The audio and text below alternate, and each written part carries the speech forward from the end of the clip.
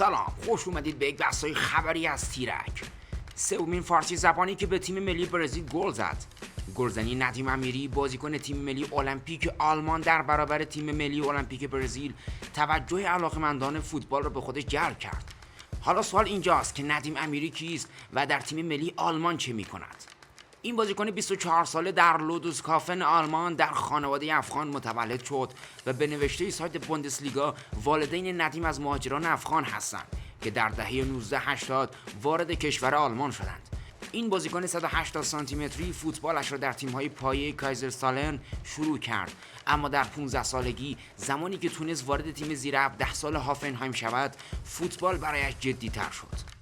از زمان حضور یولیان ناگلزمن به عنوان سرمربی هافنهایم چند بازیکن جوان به ترکیب این تیم اضافه شدند که شاخص‌ترین آنها ندیم امیری بود.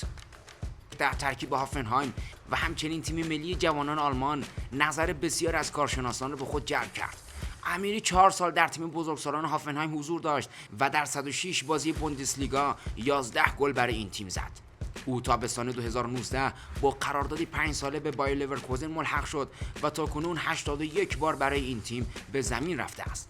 اما اولین دیدار ملی امیری برای آلمان به 5 سال پیش باز می‌گردد.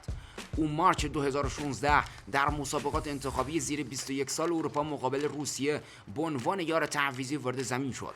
1 سال بعد از آن امیری همراه با آلمان قهرمان مسابقات زیر 21 سال اروپا شد. او 6 بار در ترکیب اصلی آلمان قرار گرفت و 1 گل هم به دانمارک زد. آلمان در فینال 2-1 اسپانیا را شکست داد.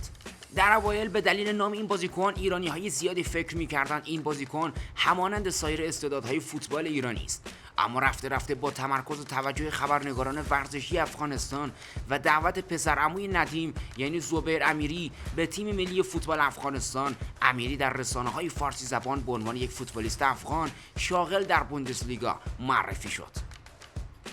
یواخیم لو سرمربی وقت تیم ملی آلمان نام ندیم امیری را در فهرست 23 نفره آلمانی‌ها برای دیدار تدارکاتی با آرژانتین و در تقابل با استوانی در انتخابی جام ملت‌های اروپا قرار داد تا این فوتبالیست جوان به آرزوی دیرینه خود برسد.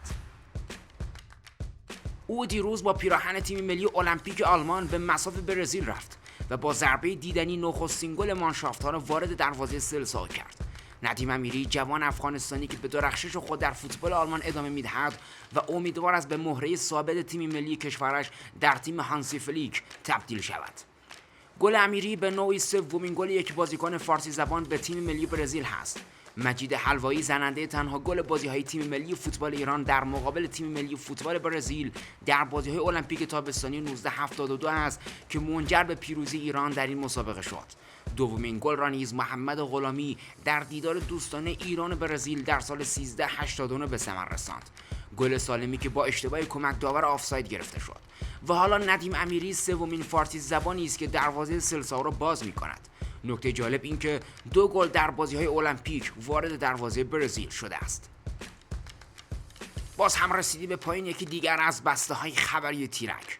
برای داغ‌ترین ها و بروزترین های ورزشی تیرک رو دنبال کنید. تا ویدیوهای بعدی بدرود.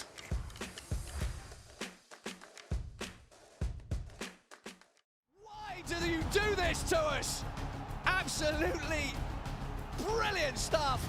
All of a sudden they go from not being able to play to absolute